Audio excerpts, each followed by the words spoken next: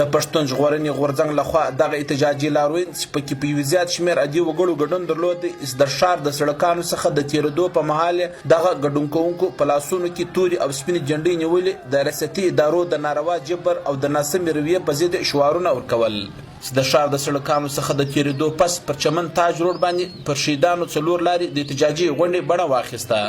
چې ورته نه یوازې د پي ټي ایم ځایي مشرانو خپلې ویناوې وکړي بلکې د غورځنګ مشر منظور پښتین په دغه مهال یو ټلیفونیک وینا وکړه چې د په خپله وینا کې پر پښتنو روان ظلمونو په کلکو ټکو وغندل او ویل چې حکومت او ریاستي ادارې یو طرف ته د دوی سره د خبرو اشارې ورکوي خو بلې لوري ته د دوی ملګري په جیلونو کې اچوي او د اغوا په شانې ګرفتاري کوي دغه ودې ته د منلو وړ خبره نه ده په دغه مهال د غورځنګ د کور کمیټې غړي کاکا شفیع ترین ویډیو ته څه دارنګه وویل دلته خلک دا تشویش لري چې دا کم اف سی الکاران دي هغه دلته د عوامو سره رویه ټیک نه ده بلکې تاسو ولیدلو چې تیره ورځ زموږ د لورلایي کوارډینیټر که یو مطمئن خیل هم وړی و هغه باندې تشدد کړی و او هغه ته ډېرې داسې خبرې کړې وې چې هغه د دې ریاست د پالیسۍ خلاف دي د پاکستان د آیین خلاف دي او دلته پر بارډر باندې زموږ پر پښتنو ورونو باندې پر مزدورکاره خلکو باندې ګولۍ وچلېدلې چې په هغه کې زموږ یوه خور زنانه هم زخمي شوله د چمن د پی ټی ایم یو تکړه مبارز ملا بارم خان هم په دغه مهال ډیوه ته وویل چې په چمن کې او پر ګډه پوله باندې پاکستاني سرحدي ملیشیا ځواکونو د سیمې پر خلکو د تجارت دروازې بندوي او د دوی نیولې پیل کړي دي که چیرې د چارواکو دغه عمل روان وي نو دوی نور هم په سخت احتجاج لاس پورې کړي دوی یو داسې نظام روان کړی دی پر موږ باندې د سومل د جبر پر زموږ ټول ښار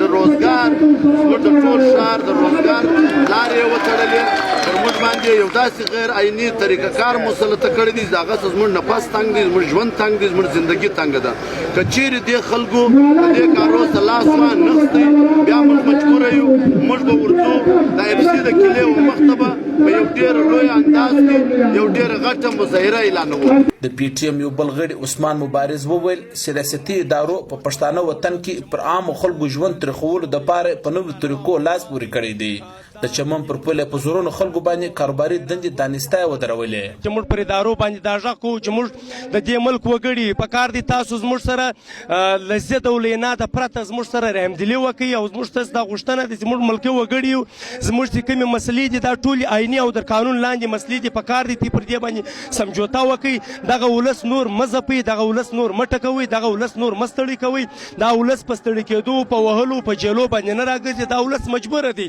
دا ولس ورځ په ورځ تاسو وینئ د نن مظاهره دا سبوتاژ ورکوي دا ثابتوي چې ولس ډېر دربدره دی ډېر مجبوره دی راوتلی دی د پی ټی ایم لخوا په جنوبي پښتونخوا کې دغه د احتجاجي مظاهرو لړۍ پیل د لورلایي څخه وسو چې کله هلته د غورځنګ یو ځایي مشر قیوم متمان خیل چې د ده په وینا چارواکو وتښتاوي او بیا ده ته وهل ټکول ورکړل چې دا وخت د کوټې په هسپتال کې د درملونو لاندې دی نو پی ټی ایم د دغه پیښې په ضد په جنوبي پښتونخوا کې د دغه رنګه مظاهرو اعلان وکړي چې د چمن د احتجاجي غونډې پس په نن ماښام په ژوب او کوټه کې هم د پی ټی ایم لخوا دغه رنګه احتجاجي مظاهرې کیږي نعمت الله سرحدي وایس اف امریکا